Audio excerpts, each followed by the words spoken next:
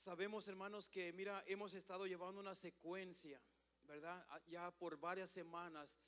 Esta va a ser aproximadamente, hermanos, la séptima semana ya que hemos estado llevando las secuencias de las 7 iglesias de Apocalipsis. Y hoy en esta tarde, hermanos, vamos a estar llevando la última de las iglesias, ¿verdad? Y hermanos, esperemos, mira, yo espero en mi corazón, hermanos, que esta secuencia de estudios bíblicos que hemos estado teniendo, hermanos, que no sea en vano, sino que de cada iglesia nosotros aprendamos algo en nuestras vidas, ¿verdad? Que el Señor nos está hablando a nosotros el día de hoy. Así, hermanos, mira, antes de quiero entregar el lugar, mi hermanos, hoy mira, hermanos, prepara tu corazón, porque cosas tremendas vienen, hermanos. Estamos viviendo en esos tiempos donde vamos a estar viendo constantemente cosas nuevas que van a estar sucediendo, y muchas de ellas no son para bien, hermanos, sino que Dios nos está preparando a través de tantas enseñanzas. Así es de que, hermanos, preparemos nuestro corazón en esta noche y recibamos lo que Dios tiene para nosotros a través de esta última enseñanza de la última de las iglesias, que es la iglesia de Laodicea, ¿verdad? Porque sinceramente, hermanos, con todo mi corazón, creo que hoy estamos viviendo, ¿verdad?, la época de Laodicea, y Dios tiene un mensaje para nosotros, hermanos. Amén. Así es de que mi hermano Eduardo, yo le paso el lugar y vamos a darle gracias a Dios, hermanos, por nuestro hermano Eduardo, que siempre está dispuesto. Amén. Dios me lo bendiga, hermano.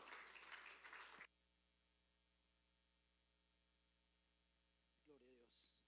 Gracias, pastor, por la oportunidad que me da de poder compartir con el pueblo. Así como estamos, hermanos, puestos de pie, yo les quiero invitar a que preparen su Biblia. Vamos a ir primero a la palabra de Dios. Libro de Apocalipsis, capítulo 3. Vaya ahí conmigo, por favor. Versículo 14 en adelante. Libro de Apocalipsis o Revelación, capítulo 3, versículo del 14 en adelante. ¿Lo tiene? Vamos a hacer una oración, hermanos, así como estamos puestos de pie. Padre, te damos gracias en la autoridad de tu Hijo Jesucristo, el que era, el que es y el que ha de venir, el Todopoderoso, el que es fiel y verdadero. Señor, pedimos sabiduría de lo alto, sabiduría que no procede, Señor, de este mundo, de este sistema, que no hay nada ni nadie que pueda tenerla en la magnitud de tu presencia y de tu gloria. Abre el entendimiento, Señor, muéstranos lo oculto que hay en tu palabra y en estos mensajes que tú has hablado a través, Señor, de estos pasajes que hemos estado analizando, tu pueblo y cada uno de nosotros, Dios. Te pido que nos ayudes a ser oidores, pero sobre todo ser hacedores de esta tu palabra, que será de siglo en siglo y de tiempo en tiempo y por todas las generaciones. Gracias, Dios del cielo, en el nombre y en autoridad de Jesucristo el Señor. Amén. Ocupe su lugar, hermanos, por favor. Y ya tenemos la cita, como decía el siervo de Dios. Hoy es la última iglesia, el mensaje a Laodicea. Estamos analizando el libro de Apocalipsis, iglesia de Laodicea. Es la última iglesia. En el orden, hermanos, cronológico que le pareció, no a las eminencias del tiempo antiguo, no a los exágetas, no a los conocedores en profundidad de la palabra de Dios, sino que la colocó así el Espíritu Santo de Dios. ¿Por qué Laodicea, hermanos, está al final de las otras iglesias? Es la iglesia número 7. Hablamos de que el 7 es el número de la perfección de Dios. Y sin duda alguna, hermanos, como vamos a estar analizando a través de esta enseñanza, Laodicea está ocupando el último lugar en el orden cronológico de la palabra de Dios. ¿Por qué? Porque previo al arrebatamiento de la iglesia, Laodicea es la última iglesia que presenciará el último tiempo o el tiempo final en la palabra de Dios. Por eso está colocado al final, hermanos, del mensaje de las demás iglesias. Porque después, hermanos, hoy se termina el capítulo 3 de Apocalipsis. Enseguida, después de que se termina este capítulo de la Biblia, sigue Apocalipsis 4, y ahí ya ocurrió el arrebatamiento de la iglesia. Hay palabras, hermanos, o profecías ya cumplidas. Y sin duda alguna, espero en Dios que usted preste atención a este mensaje de hoy, porque, hermanos, usted se dará cuenta que esta es la iglesia del siglo XXI. Hermanos, este mensaje fue escrito no solamente para la gente del pasado, sino de esta época y las generaciones por venir, porque la palabra de Dios, hermanos, tiene un cumplimiento exacto en la profecía. Empezando el capítulo 4, hermanos, la Biblia dice que se abre el cielo y ocurre el arrebatamiento de la iglesia. Entonces, hoy tendremos la bendición y la fortuna de poder analizar el mensaje a la Odisea. Voy a darle lectura en el nombre del Padre, del Hijo y del Espíritu Santo de Dios. Verso 14 de Apocalipsis 3 dice: y escribe al ángel de la iglesia en la Odisea: he aquí el amén, el testigo fiel y verdadero, el principio de la creación de Dios, dice esto: yo conozco tus obras, que ni eres frío ni caliente. Ojalá fueses frío o caliente. Pero por cuanto eres tibio y no frío ni caliente, te vomitaré de mi boca. Porque tú dices: yo soy rico y me he enriquecido y de ninguna cosa tengo necesidad. Y no sabes que tú eres un desventurado, miserable, pobre, ciego y desnudo. Verso 18: por tanto yo te aconsejo que de mí compres oro refinado en fuego, para que seas rico, y vestiduras blancas para vestirte, y que no se descubra la vergüenza de tu desnudez, y unge tus ojos con colirio para que veas. Yo reprendo y castigo a todos los que amo. Sé pues celoso y arrepiéntete. He aquí, yo estoy a la puerta y llamo. Si alguno oye mi voz y abre la puerta, entraré a él y cenaré con él y él conmigo. Al que venciere, le daré que se siente conmigo en mi trono, así como yo he vencido y me he sentado con mi Padre en su trono. El que tiene oído, oiga lo que el Espíritu dice a las iglesias. Damos inicio al mensaje, a la enseñanza. La Odisea, hermanos, representa a la iglesia del siglo XXI. Representa, hermanos, a la iglesia de este tiempo. Y ahorita usted va a analizar el porqué. Es Apocalipsis 3. Es la iglesia del siglo XXI, del tiempo en el que estamos viviendo, tiempo actualizado. Amén. Entonces, hermanos, estamos hablando de que la Odisea, hermanos, es la iglesia que más se parece al tiempo final que el Señor dijo previo al arrebatamiento de la iglesia, antes de que yo retorne, que yo descienda del cielo y levante el Espíritu de Dios a sus escogidos, a los redimidos. Hermanos, esa sería la señal de la última iglesia, o de la iglesia que estaría viviendo antes del retorno del Señor Jesucristo a esta tierra. Y, hermanos, es la iglesia de la Odisea. Esto, hermanos, es la iglesia tibia. Entonces, si usted está tomando nota, hermanos, la iglesia de la Odisea es la iglesia tibia. Entonces, hermanos, voy a dar un resumen, ¿verdad?, acerca de esta iglesia. La palabra la Odisea viene del griego laos, que significa pueblo o muchedumbre, o el derecho, hermanos. En otras palabras, quiere decir los derechos humanos o los derechos del pueblo. Lo que tenía la gente de la Odisea era: aquí manda el pueblo, aquí se hace lo que el pueblo dice. Y ellos pensaban que como ellos estaban de acuerdo en eso, Dios tendría que obedecerle a ellos y no ellos a Dios. Era un problema serio. De todas las iglesias, hermanos, hay algo que vamos a analizar con mucho cuidado. Las demás iglesias, hermanos, el Señor fue elogiando y reconociendo algunas cosas de ellos. El Señor reconoció, claro, que vino a reprender, pero también, hermanos, Él señaló las cosas buenas. Pero en el caso de esta iglesia de la Odisea, no tiene ningún solo elogio. Vamos a ver, hermanos, que esta iglesia es una iglesia que el Señor de una manera fuerte la va, hermanos, a reprender. La iglesia de la Odisea, hermanos, fue, hermanos, Laodicea fue una ciudad rica en Asia, hermanos, menor, fundada por Antíoco II antes de Cristo. Y ciertamente a través de la historia y documentales bíblicos, hermanos, Laodicea fue una ciudad próspera, una ciudad, hermanos, rica, una ciudad donde había demasiado movimiento, había economía, se movía mucho el oro, los negocios. De hecho, en Laodicea, hermanos, ellos tenían lo que llamaríamos en la actualidad centros bancarios. Ahí, hermanos, lo que más se producía o movía en esa ciudad era la tela, hermanos, ¿verdad? Negra. Y también ellos usaban demasiado, de ahí salió para todo Asia y para el mundo en aquella época, hermanos, el colirio, para, hermanos, curar o sanar la vista, para que las personas tuvieran buena óptica. Y usted se va a dar cuenta que el Señor Jesucristo, cada palabra que Él habló era para que ellos pudieran entender el mensaje que Él traía, hermanos, para ese pueblo o para, hermanos, la iglesia de Laodicea. Escribe al ángel, escríbele al pastor y dile al pastor que le comunique a la iglesia, a la gente que está viviendo en Laodicea.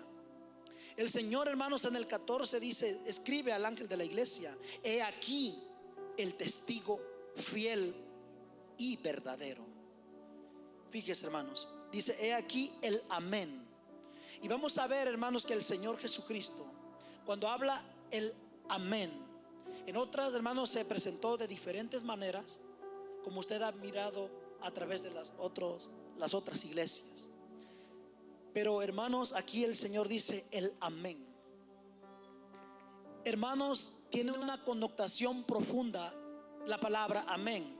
Cuando usted dice amén, da una aprobación, así sea, declara una palabra. Pero lo que está diciendo aquí el mensaje es el Señor: lo que tú declaras, lo que tú sueltas, yo abro y yo cierro. Yo soy el verdadero, que cuando tú lo crees, yo soy el que apruebo la palabra y el que no apruebo. Yo soy el que tengo la palabra, yo soy el que tengo la bendición. Eso está diciendo el testigo fiel y verdadero. Sabemos que, hermanos, si hay alguien que es fiel, es nuestro Dios. Si hay alguien que jamás miente, es el Señor. Si hay alguien que es genuino, que es verdadero, que nunca defrauda, que nunca le falla a nadie, que nunca abandona, es el mismo Señor, el verdadero, el único, hermanos, Dios verdadero. Y podemos ver que agrega el principio de la creación de Dios. Dice esto. Tal parece ser, hermanos, o se podría entender de una manera literal, de una manera simplificada, como muchas denominaciones o religiones, como los mormones, por ejemplo, testigos de Jehová, o de Russell, más bien dicho. Ellos niegan, hermanos, la existencia de Cristo antes de la fundación del mundo, y ellos enseñan, hay doctrinas afuera que hablan de que Jesucristo fue la primera cosa o el primer ser creado, el primogénito de la creación de Dios. Y mire, aquí Jesucristo está diciendo el principio de la creación de Dios, pero no está diciendo que Dios lo hizo primero a él. Y vamos a ver, hermanos, que el Señor, cuando se presenta, está diciéndoles, hermanos, que el Señor Jesucristo es el que dio origen a todo lo que existe. Si usted va a Génesis, donde hay comienzo, donde es el origen de todas las cosas, dice que en el principio el Espíritu de Dios se movía sobre las aguas. Pero si usted puede mirar, hermanos, que en el principio creó Dios los cielos, el 1, el 2 y el Espíritu de Dios. Y usted puede mirar, hermanos, que desde el principio, como dice la palabra de Dios. Vamos a ir, hermanos, quiero que me acompañe. Voy a darle lectura a Juan 1:3 y también a Colosenses 15 al 17. Solo voy a leer un versículo, pero tome nota, Colosenses 1 del 15 al 17. Primero Juan 1:3 dice lo siguiente: todas las cosas por él fueron hechas. Aquí está hablando de Jesucristo. Todas las cosas por Él fueron hechas, y sin Él nada de lo que ha sido hecho fue hecho. O sea, en otras palabras, que si no fuera por Jesucristo, ninguna cosa existiría. ¿Se da cuenta, hermanos, la omnisciencia, el poder que tiene el Señor Jesucristo? Él dio origen, hermanos, a todas las cosas. Colosenses 1:16. Si usted lee el 15, dice que Él, ¿quién Él? El Señor Jesucristo, que Él es la imagen del Dios invisible. Si hay alguien que vino a revelar al Padre en carácter, en amor, en todo lo que Él destilaba, cómo hablaba, cómo Él era en testimonio, etcétera, es Jesucristo mismo.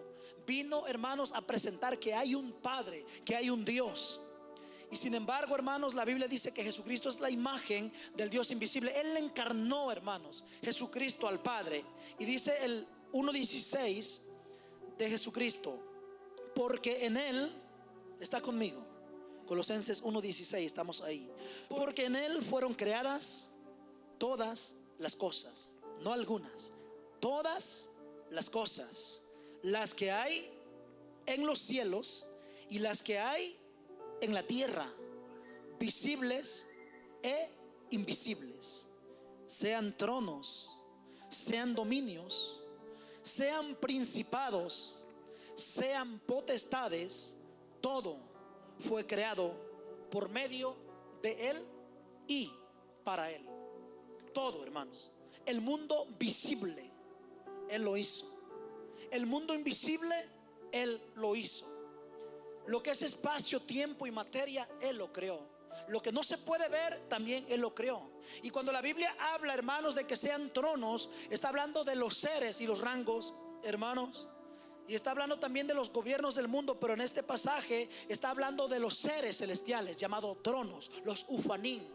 Y luego dice los dominios, principados, potestades. Está hablando en el rango que el Padre tiene, desde serafines, querubines, ángeles, arcángeles, las virtudes, los dominios, las potestades, etcétera. Todo rango celestial Él los hizo. Pero también en el ámbito, hermanos, que después se rebeló en contra de Dios, que hoy sabemos que es el reino de las tinieblas. Todo, incluyendo al diablo, todo Dios lo hizo. Jesucristo creó todas las cosas, y ninguna cosa de lo que existe fuera, si no fuera a través de Él. Entonces el Señor Jesucristo, cuando se dirige a la Odisea, le dice: el que te está diciendo esto es el que dio origen a todo lo que existe. Y el verso 15 de Apocalipsis, hermanos, estamos ahí, cuando el Señor reprende a su iglesia. Recuerde que esta iglesia no tiene ningún elogio, nada que el Señor alabe como otras iglesias que el Señor les reconoció. Verso 15: yo conozco tus obras. Hermanos, cada iglesia, desde Éfeso hasta esta, tiene un mensaje distinto. Pero si hay algo que usted analiza, y si usted va a sus notas o va a la Biblia, donde dimos inicio, hay algo que el Señor dijo, y esto es una de ellas. Son dos cosas que siempre a las mismas iglesias le dijo.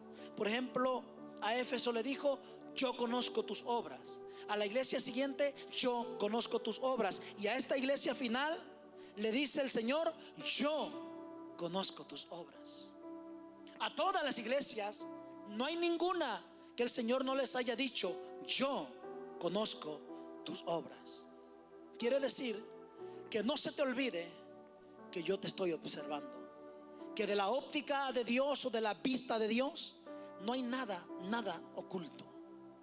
Yo conozco todo lo que haces, lo que pueden ver, y aún lo más oculto, lo más profundo, todo está delante de sus ojos.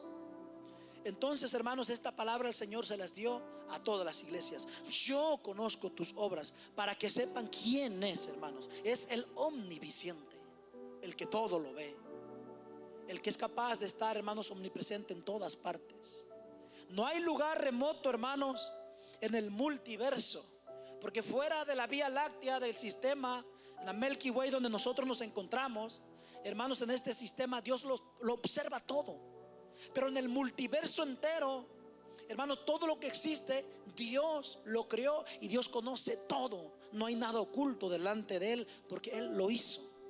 Entonces aquí está hablando de un Dios todopoderoso, de un Dios que todo lo sabe. Y luego dice: conozco tus obras, que ni eres frío ni caliente. Hermanos, cuando el Señor le habla este pasaje, las iglesias que ya miramos, algunas, hermanos, tenían dioses griegos, algunos dioses paganos, algunos habían descuidado el primer amor. En el caso de la Odisea, ellos no tenían dioses como los demás. Esta iglesia había sido capaz de crecer tanto, tener tanto oro, tantas riquezas, porque había intercesiones, había caminos, hermanos. Estaba aproximadamente a 68 kilómetros de Filadelfia, pero había intercesiones y rutas que eran muy buenas para el negocio. Entonces ellos movían la tela, hermanos, movían a tanto dinero. Hubo tanta riqueza que, de acuerdo a la historia, creció demasiado. Y vino un terremoto terrible, hermanos, que causó una desgracia, una tragedia también en esa parte de la Odisea. Y ellos fueron capaces de levantar la ciudad sin la ayuda de Roma ni de nadie. Y a causa de tantas riquezas que ellos tenían, hermanos, y he aquí el punto: ¿cuál fue el Dios de la iglesia de la Odisea? El dinero. El dinero. Ellos, hermanos, se enriquecieron tanto que llegaron a sentir y a decir: no tengo necesidad de nada ni de nadie, porque ellos creían que todo era por mérito propio, dejando al mismo Dios.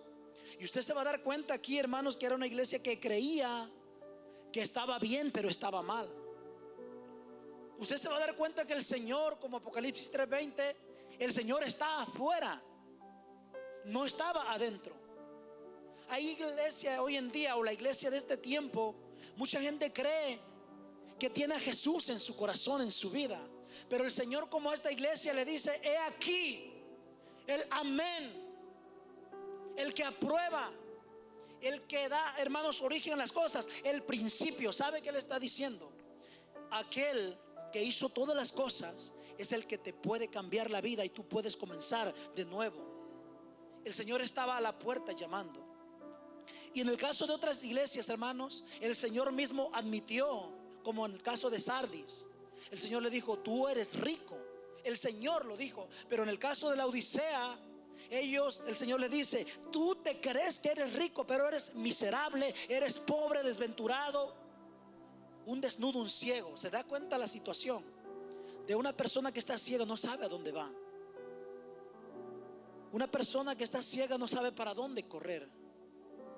Esa es la situación que mucha gente está viviendo. No sabe para dónde va, no sabe cómo dirigirse. Y el Señor, hermanos, le dice: conozco que ni eres frío ni caliente. Ojalá fueses frío o caliente, pero por cuanto eres tibio y no frío ni caliente, te vomitaré de mi boca. El mensaje es muy fuerte, hermanos, pero vamos a analizar algo aplicativo para nuestras vidas. Cuando el Señor le da el mensaje, usted va a la historia y a la Biblia también. La iglesia o la carta, hermanos, que se dirigió para Colosa, conocido como los colosenses, la misma carta que Pablo envía, dice que cuando se lea esta carta a la iglesia de Colosa, que la Odisea también la lea, porque es el mensaje para ellos también. Esa iglesia, hermanos, de acuerdo a la historia, o esa ciudad más bien de la Odisea, había rutas, y hoy en día existen lugares que se usan como un lugar turístico allá en Asia Menor, lugar precioso, donde cruzan ríos, hermanos, hermosos, aguas cristalinas. Y mire, hermanos, en las intercesiones que hay ahí en el Asia Menor, en la parte de Turquía, entre los griegos, ¿verdad? Hermanos, ahí hay unas aguas termales que son, hermanos, muy lindas, ¿verdad? Agua calientita, algo lindo para bañar. Pero también del otro lado, en la intercesión, hay un lugar donde hay agua fría. Esa parte también, en algún lugar remoto, también es desértico, pero también hay agua fría, fresca. Cuando el Señor le dice, ojalá fueses frío o caliente, hablando, hermanos, en el sentido de la palabra, simbólicamente está hablando de la tibieza, ¿verdad? Del enfriamiento espiritual, y cuando alguien también está en fuego. Pero cuando el Señor les da el mensaje y le dice escribe, para que ellos pudieran entender, todo en esta vida tiene un propósito. Por ejemplo, la enfermedad sirve para valorar la salud, las tinieblas, ¿verdad?, para la luz, la enfermedad para apreciar la salud, todo, hermano, las tragedias, lo malo para apreciar lo bueno. Entonces, en el caso, hermanos, de esto, usted se puede imaginar ir por un desierto, deshidratado, sediento. Usted no va a querer tomar agua caliente, va a querer agua fresca, agua fría. Entonces el Señor por eso le dice, ojalá fueras frío o caliente. ¿Por qué? Porque el agua fría tiene un buen propósito para refrescar. El agua caliente también, porque usted se imagina en un invierno, como esos lugares, hermanos, porque sabía usted que en Turquía, en esas partes, también el frío es semejante al frío que está en Nueva York, temperaturas muy bajas. Usted se puede imaginar lo lindo, hermanos, que es el agua caliente, pero también el agua fría. El Señor les dice, ojalá fueras frío. ¿Por qué? Porque ellos no se decidían. Como hoy en día hay mucha gente así, no se decide por Dios ni tampoco por el diablo. El Señor le dice, por cuanto no eres frío ni caliente, ojalá te decidieras. Porque sabía usted, hermanos, que de acuerdo, mire, a Mateo 7:16, habla el Señor que ninguno puede tener a dos señores. No puede. Y lo que el Señor le está diciendo a esta gente es que no se deciden. Personas que quieren estar en la iglesia, pero también quieren servirle al mundo. La Odisea tenía ese problema. Querían servir a Dios, pero también estaban practicando lo que el mundo estaba practicando. Sí le gustaban las cosas de Dios, pero también le gustaban, hermanos, las cosas de la carne. Y el Señor le está diciendo, no puedes estar en esa condición. Yo que observo todas las cosas, yo que te estoy analizando, dice el Señor, tú tienes que decidirte. La iglesia de este tiempo, hermanos, está en la misma condición. ¿Por qué cree usted? Y yo pienso que si usted busca de Dios y es espiritual, no sé si le puede pasar. Es una vergüenza y también una tristeza mirar a alguien, voy a hablar en este templo, o a alguien que usted conoce que alaba a Dios, que bendice el nombre de Cristo y que está en la presencia llorando, etcétera, bajo la unción y el poder. Y mira, qué hermano, qué siervo, qué sierva. Pero después usted lo mira allá afuera, hablando, hermanos, peor que un mundano, vulgarmente, con una conducta terrible, con un testimonio pésimo, que la gente, hermanos, lo señala y lo tiene como lo peor. Y en vez de ser de bendición, es de tropiezo. Esa era la situación que la iglesia de la Odisea, o la gente en la Odisea, estaba viviendo. Por eso, hermanos, esta iglesia representa la iglesia de este tiempo. Antes de que el Señor regrese, antes de que el cielo se abra, habría gente así, hermanos, que le gustaría las cosas de Dios, pero también las cosas del mundo. Gente que también no predican la verdad. Y mucha gente que dice, yo soy bueno porque sí, no predicas la verdad. O no digo mentiras, sí, no dices mentiras, pero tampoco hablas la verdad. O es que no hago cosas malas, pero tampoco haces cosas buenas. El Señor le dice, ojalá fueses frío o caliente. Y aquí hay un problema. 16, el verso 16 dice, pero por cuanto eres tibio y no frío ni caliente, y aquí hay una sentencia, una advertencia de parte de Dios. Dice, si no te decides, si estás jugando al cristiano, si solo estás jugando a la parte, te vomitaré de mi boca. Usted se puede imaginar, hermanos, en pleno desierto, con una sed terrible, y tomar agua tibia. A cualquiera, está comprobado, a cualquiera le causaría náuseas. Eso es lo que el Señor está diciendo de esa iglesia. Me da náuseas, ganas de vomitar. Es fuerte la palabra, pero una persona, un hombre, una mujer que no vive conforme a la palabra de Dios. Y mire, hermanos, aquí tendría que convertirse, o más bien, este mensaje no es para el mundano. Llévese eso, hay que llevarnos eso. Aquí no le está hablando al pecador. Aquí, hermanos, no le está hablando al impío. Recuerda, el impío no es el que está afuera, es el que está dentro de la iglesia. Le está hablando a los cristianos. Dice, si no te decides, te voy a vomitar. Te vomitaré de mi boca.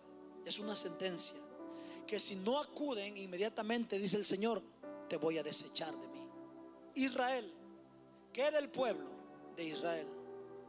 Dios le dijo, lo saca de la esclavitud, del pecado, y les hace ver las cosas malas, las cosas buenas. Ustedes tienen que decidir, y si no se deciden, los voy a desechar, como lo dijo con la Odisea. El pueblo, sabiendo, despreció el consejo. ¿Y a qué lo llevó? Otra vez, a causa de su pecado. Dios le había dicho, hermanos, que Dios no puede habitar con un pueblo rebelde, con gente, hermanos, ¿verdad?, que no hace la voluntad de Dios. Dice, yo quiero vivir mi vida, hacer lo que quiera. Y luego, ¿por qué vienen las tragedias? Es porque la gente dice, yo no necesito a Dios. La gente dice, ¿dónde está Dios? ¿Por qué los cataclismos? ¿Por qué las enfermedades? ¿Por qué tanta muerte? ¿Por qué tanto crimen? ¿Por qué? Porque hay ciudades que están como la ciudad de Gad, o la gente de Gadara, que desecharon a Jesús, que sacaron a Jesús. La Odisea, hermanos, creía que el Señor estaba con ellos, pero el Señor dice, estoy afuera. Y como se ha predicado aquí, mucha gente usa Apocalipsis 3:20. He aquí, yo estoy a la puerta y llamo, estoy tocando tu corazón. Si alguno oyere y abriere la puerta, entraré. Pero eso, hermanos, es algo escatológico, algo profético. El Señor ciertamente está haciendo un llamado, está hablando a la puerta. Y dice, si acaso hay alguien, si hay uno quien escuche mi voz. Porque ciertamente, hermanos, ellos no tenían ya a Dios. Les pasó como a Sansón. No se había dado cuenta cuando ya el Espíritu de Dios ya no estaba con él. Como a Saúl. ¿Sabe que hay mucha gente que no se ha dado cuenta que hace tiempo el Señor ya no está con ellos? Y creen que Dios está ahí. Pero hace mucho tiempo que el Señor se apartó. ¿Por qué? Porque son personas tibias. O eres frío o eres caliente. O estás con el Señor o estás contra Él. No hay nada estándar. Hay algo decisivo, hermanos. Y cuando el pueblo de Israel no obedeció y se inclinaron por la desobediencia, ya el Señor le había dicho, mira, las consecuencias de la maldición es esta, la bendición es esta. Por ejemplo, el cielo no es nada que usted merece ni yo merezca. Si un día estamos en el cielo delante del Padre, no es porque seamos buenos o merecedores. Son, hermanos, o es la decisión que tomaste aquí en la tierra, y ese camino lo tomaste aquí y allá va a parar. Es lo que decidiste. E igual el lago de fuego, la eternidad sin Dios. Oh, es que Dios es malo. Es que ¿qué Dios es ese? Hermanos, el que va a dar, o las personas que vayan a dar al lago de fuego, es porque voluntariamente van para ese camino. Por eso el Señor está advirtiéndole, si no te decides, te voy a desechar, te vomitaré de mi boca. Israel no quiso obedecer, dijo el Señor, si no quieren obedecerme, ustedes saben lo malo, y ellos lo escogieron. ¿Y qué pasó con Israel? Vinieron los babilonios y al cautiverio. Aquí el Señor les está diciendo, si no te decides inmediatamente, dice el Señor, te voy a desechar. Ahora, hermanos, dice Mateo 6:24, tome nota de esto, que usted se decide por Dios o está en contra de Él. Santiago 4:4 dice que no puedes amar hermanos, no puedes amar a Dios, no puedes amar al mundo y decir que amas a Dios. Si amas al mundo, ahí está escrito que la persona se vuelve enemigo de Dios. No puedes servirle al mundo y servirle al Señor. Eso no lo tolera el Señor, eso no lo soporta. Está ahí conmigo, hermanos. Mire el verso 17.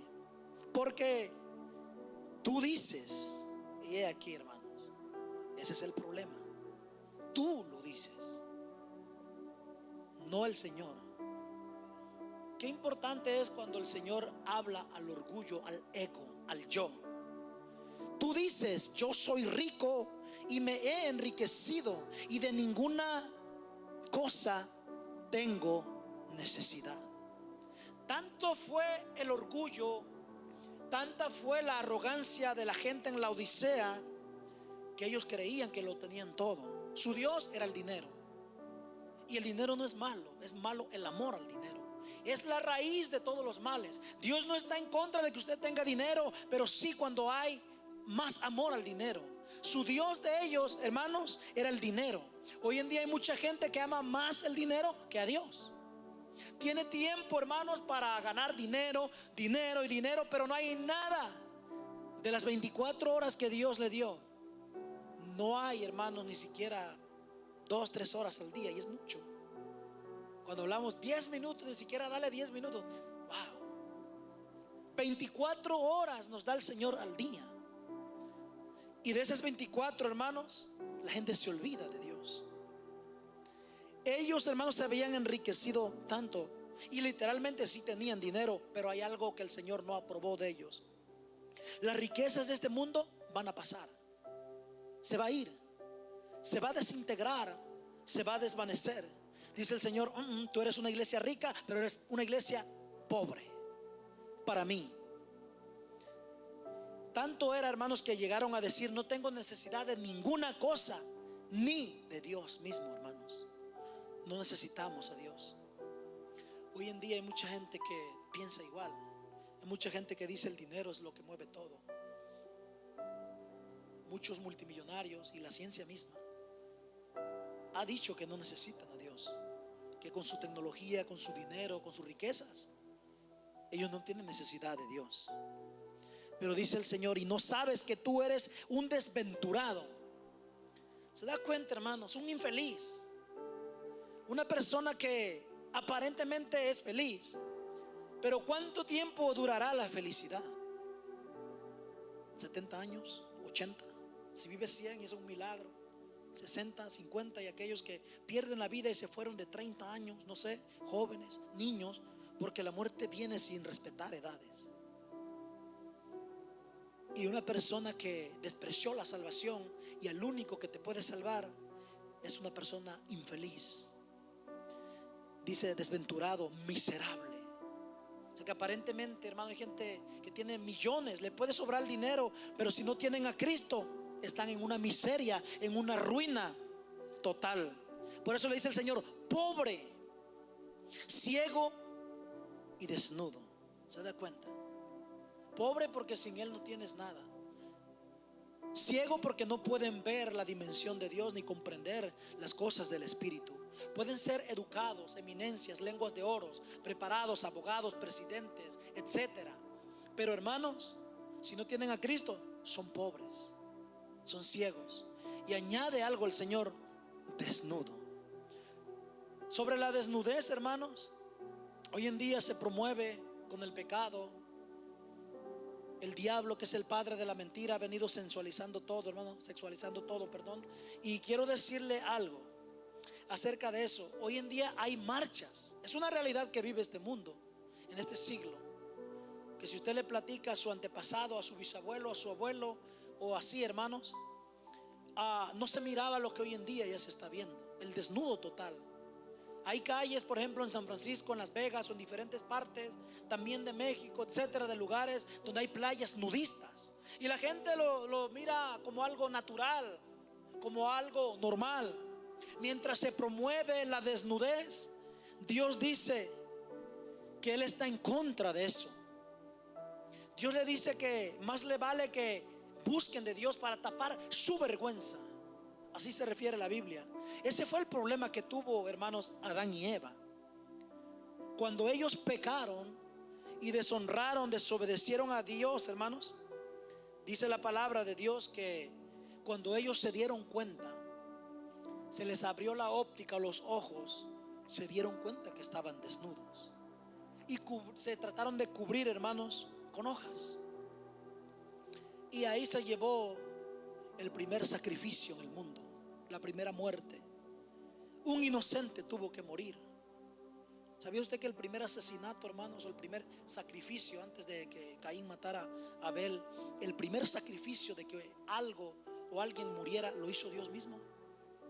Cuando ellos pecaron, se hicieron delantales, dice la Biblia, para cubrirse su desnudez.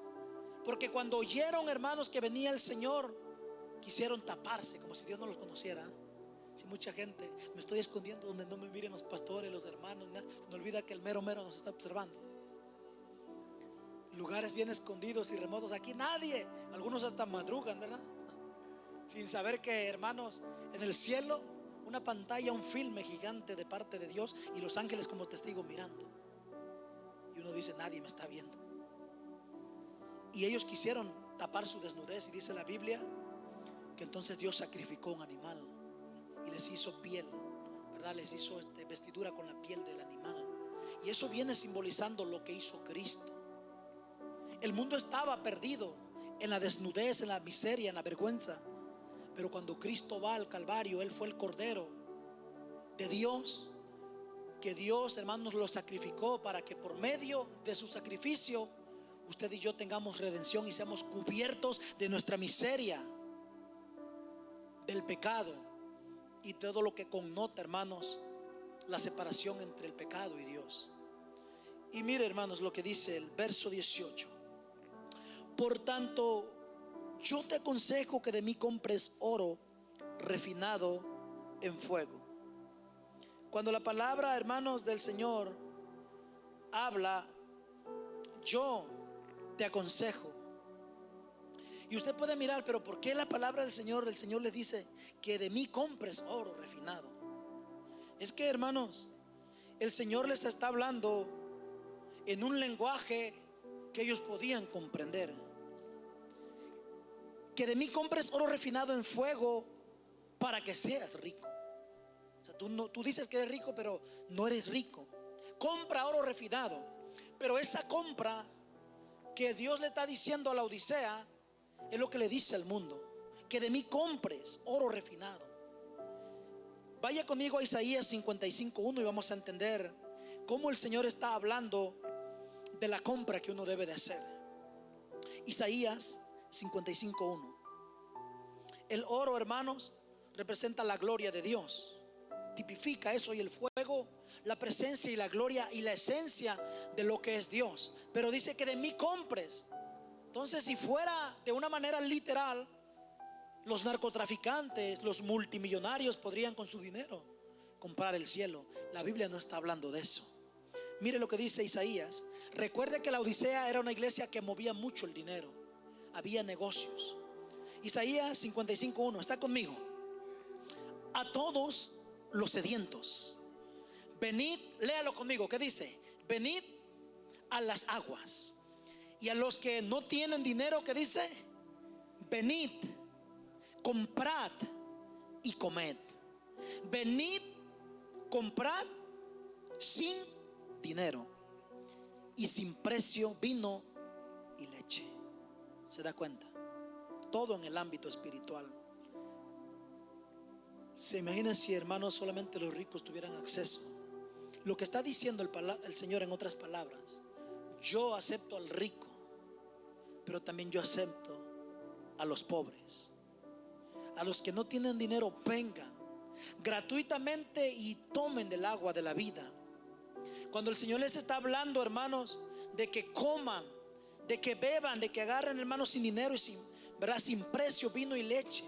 El vino también tipifica el Espíritu Santo, la sangre de Cristo. La leche, hermanos, para fortalecer. El alimento, ¿verdad?, cuando uno va comenzando en los caminos del Señor. La palabra que te nutre, que te da esencia, que te da vida, que te da todo. Cuando la palabra habla del oro refinado, hermanos, es oro puro, sin mezcla. Es algo que no tiene ninguna impureza. ¿Cuántos dicen amén? El verso, hermanos, estamos en el 18. Dice: para que seas rico y vestiduras blancas para vestirte. Vestiduras blancas. Es que ellos, hermanos, recuerde que había mucha tela y lo que más se promovía en aquel lugar era la tela negra. Pero el Señor le dice, aquí está hablando de vestiduras blancas. ¿Está ahí conmigo? Para vestirte y que no se descubra la vergüenza de tu desnudez, y unge tus ojos con colirio para que veas. Es que ellos, hermanos, cuando el Señor le está hablando, cada palabra que le dio a la Odisea, es porque ahí en ese lugar, hermanos, ellos vendían el colirio y ellos sabían el uso que era de esa sustancia para aclarar la visión. Era, hermanos, una sustancia que ayudaba demasiado a mejorar la vista. Entonces el Señor le dice: yo te aconsejo que te pongas colirio en tus ojos. Y eso hace, hermanos, la palabra. Cuando venimos al Señor, hermanos, nos damos cuenta en la condición en que nosotros estamos.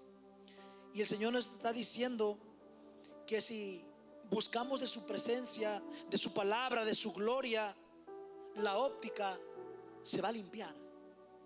Porque usted, hermanos, hoy que está en Cristo, que ha llegado al conocimiento de la palabra, dice: yo hacía eso.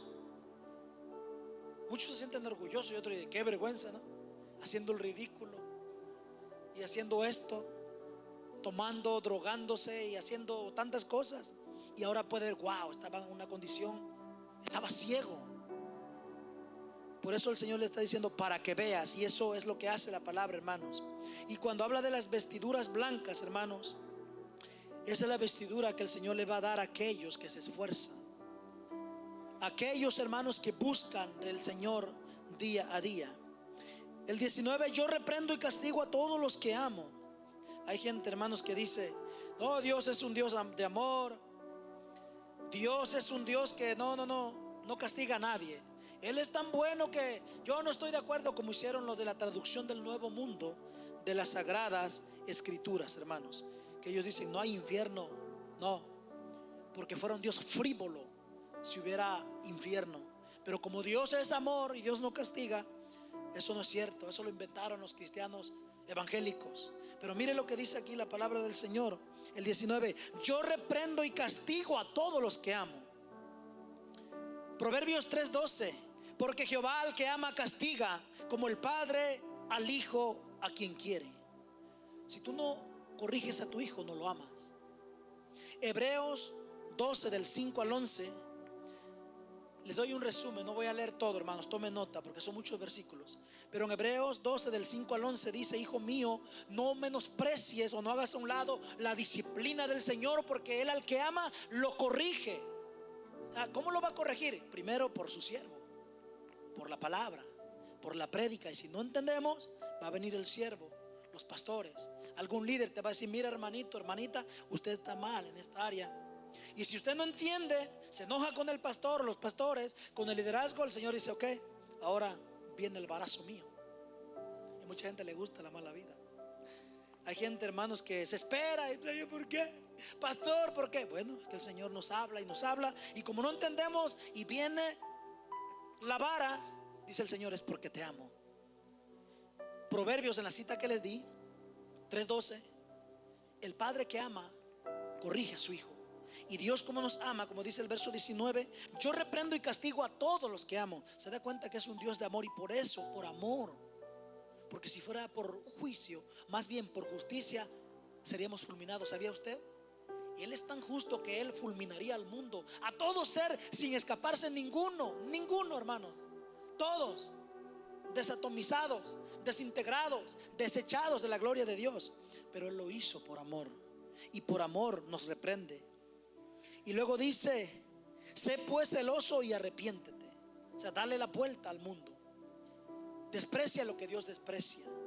Ama lo que Dios ama y dale la vuelta. Arrepentirse es eso, hermanos. Es darle la vuelta, hermanos, ¿verdad? La espalda al mundo. No decir: el Señor, perdóname, y volvemos. Y otra vez. Y lo mismo. ¿Sabe que hay personas que cada semana piden perdón a Dios por lo mismo? Lo mismo. Señor, perdóname porque no te di tiempo. Ay, el celular. Señor, cualquier cosa. Es que mi trabajo, perdóname. Malos hábitos, cosas bajas, pasiones escondidas o bajas. Y lo mismo, y lo mismo. Por eso dice el Señor: sé celoso y arrepiéntete. Verso 20, el más conocido ahora por la mayoría: he aquí yo estoy a la puerta y llamo. En la puerta. Hermanos, hay que asegurarnos que el Señor esté adentro. La Odisea pensaba que el Señor estaba con ellos, pero estaba afuera. La gente tenía cultos y el Señor afuera. He aquí el amén, el testigo fiel, el verdadero, el que conoce todo. Y el Señor hablándole: pero estoy aquí. Y ellos, hermanos, tenían el corazón cerrado. Por eso el Señor está diciendo: yo estoy en la puerta. Si alguno oye mi voz y abre la puerta, si alguno, Él es un caballero, Él respeta, hermanos. Todavía está tocando la puerta de muchos. Aquí estoy. Si tú me abres, voy a entrar en ti y cenaré contigo, tú conmigo. Eso no se cumple todavía, hermanos. Está hablando de intimidad, de una relación, de una comunión que tú tendrás con Él y Él hacia ti. Pero cuando la palabra del Señor dice: si abres, dice: entraré a ti, y luego aparte: y cenaré con Él y Él conmigo. ¿Cuándo será esa cena? La comunión es desde que usted acepta a Cristo. Pero el día, hermanos, que usted va a tener una cena y va a cenar con el Señor y Él con usted, si usted se mantiene fiel, le da la vuelta al pecado, al mundo, y acepta a Jesucristo, un día usted va a estar en las bodas del Cordero, cenando en aquel lugar especial que Él fue a preparar para aquellos que le buscan, que le aman. ¿Cuántos dicen amén? 21, al que venciere, dice: al que venciere le daré que se siente conmigo en mi trono, así como yo he vencido y me he sentado con mi Padre en su trono. Mire, hermanos, el Señor Jesucristo recibió una oferta. El ego de Él fue atacado por el mismo Satanás, que viene y lo ataca, más bien conocido en Mateo, ahí en el capítulo 4, ¿verdad? Las 3 ofertas que le hizo: si verdaderamente eres el Hijo de Dios.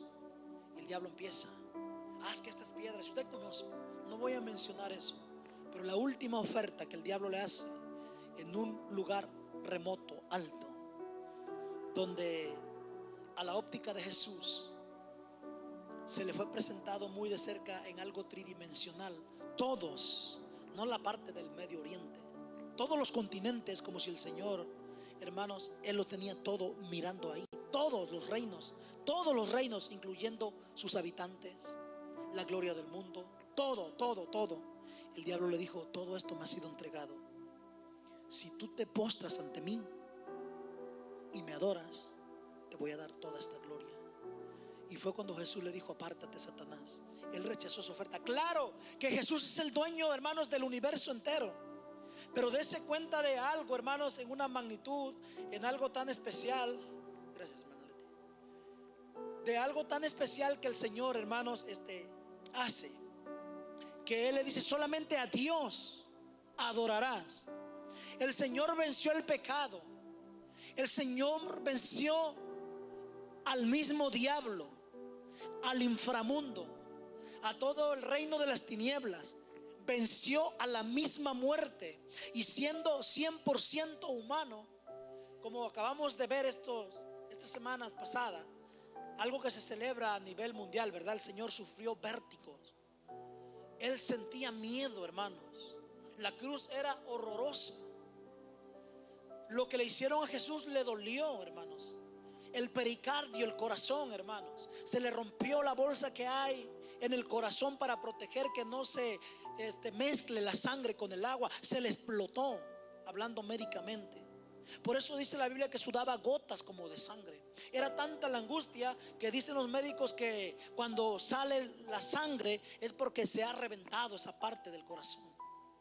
Él estaba al borde de la locura, hermanos, porque nervios, tendones, al ponerle la corona de espinas y todo lo que le hicieron, él como hombre, él sintió el dolor. Pero el Señor dijo que él venció. Dice: yo he vencido. Aquel que venciere le daré que se siente conmigo en mi trono, así como yo he vencido. Y nosotros no vamos a vencer por nuestros propios méritos, hermanos. Jamás. Aquel que se crea santo o santa, o que digas que por tus obras, nada de eso, hermanos. Si hay algo que nos santifica, es el Señor, o alguien, es el Señor Jesucristo y el Espíritu de Dios. Y la palabra del Señor está diciendo que por medio de Él y con Él podemos vencer, porque Él ya venció en la cruz. Lo que está diciendo: mientras tú me honres, me sirvas y me sigas, está diciendo el Señor: yo te voy a dar la victoria. Y si tú vences, viene la muerte, hermanos. La última generación, como lo hemos dicho, no gustará la muerte. Por eso la palabra habla en Hebreos 9:27, le dice Pablo, o el autor, perdón, porque puede que haya sido Pablo, Apolos, quien haya sido el autor de los Hebreos. Habla de que está establecido a los hombres que mueran una sola vez, pero no dice a todos los hombres. Y Pablo sí, ya en su carta, hermanos, a los tesalonicenses, y en diferentes pasajes donde él habla del arrebatamiento, de un abrir y cerrar de ojos, él está diciendo que la última generación, hermanos, no gustará la muerte. Si el Señor viniera esta semana, todos los que estamos vivos, por eso dijo: los muertos en Cristo resucitarán primero y luego los que vivimos, los que hayamos quedado. No que se hayan quedado en la tribulación, no. Eso es una mentira de las personas que ponen en cuestión ese asunto. Está hablando de los que estemos vivos, que no haya venido la muerte. Si el Señor viene en esta generación, si viniera esta noche o esta semana y estamos buscando al Señor, hermanos, vivos, vamos a ser levantados y transformados en el aire. Por eso dice el Señor: al que venciere. Y si el Señor viene y te mantienes en fuego, ¿cómo te mantienes en fuego? Orando, ayunando, leyendo la Biblia, adorando, obedeciendo, diezmando, etcétera. Pero si no haces ninguna de esas cosas, si te lees todas las redes sociales y escribes y eres sensacionalista, porque hay muchos, demasiada gente sensacionalista. ¿Sabe qué es alguien sensacionalista? Es alguien que todo publica: voy viajando para tal lugar, estoy comiendo esto, y mira esto, mira, y todos comentan y se la pasan, hermanos, todo el tiempo, pero no tienen nada de tiempo para darle a Dios, para estudiar la palabra. Es una realidad que está viviendo. Así estaba esta iglesia. No tengo necesidad de ninguna cosa, pero el Señor le dice: arrepiéntete. Si tú puedes vencer, hermanos, y el Señor te sorprende sirviéndole a Él, y tú te vas de este mundo, o te sorprende la muerte y te fuiste venciendo, dice el Señor: como yo vencí, yo me senté en el trono de mi Padre. El trono habla de la majestad, de la grandeza de Dios, habla de autoridad. Póngase de pie, hermanos. Voy a terminar con esto que quiero ministrarlo. Póngase de pie, por favor.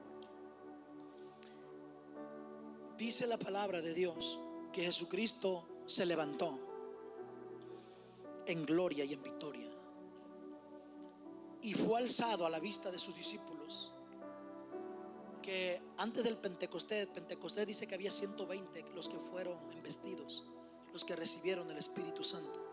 Pero cuando Cristo fue alzado a la vista de más de 500 personas, la Biblia dice que vinieron unas, ¿verdad?, nubes y lo cubrieron. Se perdió, o literalmente hablando, a la vista de ellos se desaparece el Señor, y ellos dejaron de verlo, y aparecen seres celestiales, ángeles. ¿Por qué están viendo? ¿Por qué se quedan viendo a ese Señor Jesús? Ese es Jesús. De la misma manera que Él se fue, Él va a regresar. Él se fue, una nube lo cubrió, y cuando vengan las nubes, el Señor ahí, hermanos, llegará. Por eso Jesús dice: al que venciere, como yo he vencido y me senté en el trono de mi Padre. Un día usted y yo, es cierto, hay algo que la mente finita nuestra no alcanza a comprender: es la eternidad. Si hablamos de las bodas del Cordero, 7 años literalmente en este sistema, porque en el cielo no hay tiempo. Si usted sale al espacio exterior, el tiempo es diferente. Si usted tuviera un gemelo, una gemela, tienen la misma edad, pasan 5 años, o pasaran 10 años, 20 años, el que se quedó en la tierra está más viejo, pero el que se fue al espacio sigue igual. El tiempo es diferente arriba. Cuanto más en el tercer cielo, donde habita Dios, se acabó. No hay reloj, no hay tiempo, no se basa los días, meses y años, no hay calendario. El tiempo de Dios se llama la eternidad. 7 años para comprender nosotros en este sistema, que se miden de los días, los meses y los años, empezando de los segundos, minutos. La Biblia dice que son 7 años literales, donde la boda del Cordero va a ser. Pero ¿qué después del juicio final? ¿Qué del gran trono blanco? Cuando Él se siente en su trono y sea el fin del mundo. Ahí va a ser el fin del mundo, no con una tercera guerra mundial. La Biblia dice que Él estará en ese juicio sentado. Recuerde, no como el manso cordero que lo golpearon. Por eso Él ahorita nos está llamando: estoy a la puerta, te estoy tocando, te estoy llamando. El Señor ahorita está dando tiempo, le está diciendo a la Odisea: arrepiéntete. Es lo que hoy nos está diciendo a nosotros. Hay que arrepentirnos, hay que buscar al Señor, hay que darle la espalda al mundo. Hermanos, el tiempo se agota, y cuando sea ese tiempo llamado el juicio final, y haya desaparecido los cielos y la tierra, porque dice Juan: todo monte huyó. La gente, al mirar el rostro, el aspecto terrible, y cuando habla de terrible, habla de una grandeza. Lo mismo que algo similar vivió Israel, que cuando él hablaba, truenos, relámpagos sacudían el monte, el Sinaí. Donde el Señor descendía, hermanos, tronaba, se sacudía, se estremecía la tierra. Los israelitas se tenían que sostener por el peso de la gloria. Y la Biblia habla de que cuando Él descienda a ese evento, que no tendría que hacerlo, pero lo va a hacer para que la gente se dé cuenta de la justicia del Señor, aparecerá ahí un gran trono blanco y Él sentado. Pero también la iglesia, hermanos: al que venciere, le daré que se siente conmigo en mi trono. ¿Sabía usted que para el juicio final, si usted vence, usted va a estar sentado al lado del Cordero? Está escrito: al que venciere, le daré que se siente. Voy a darle lectura una vez más.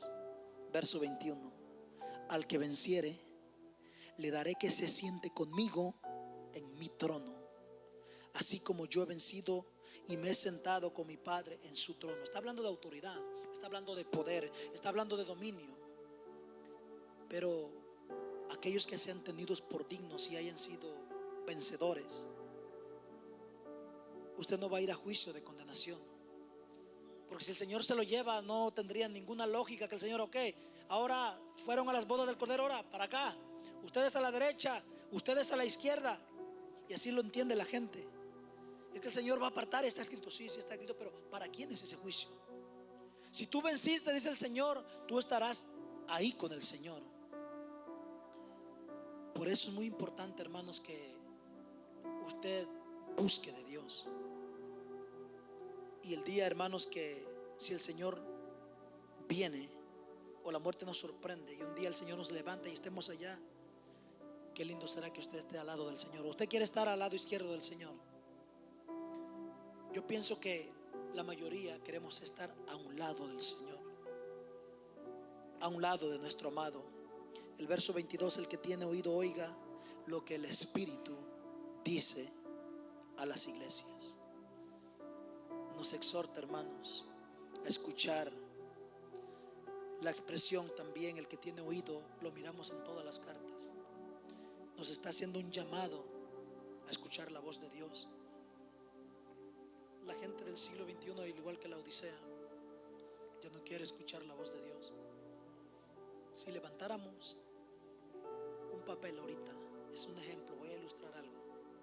Si pasáramos un papel para cada uno de nosotros,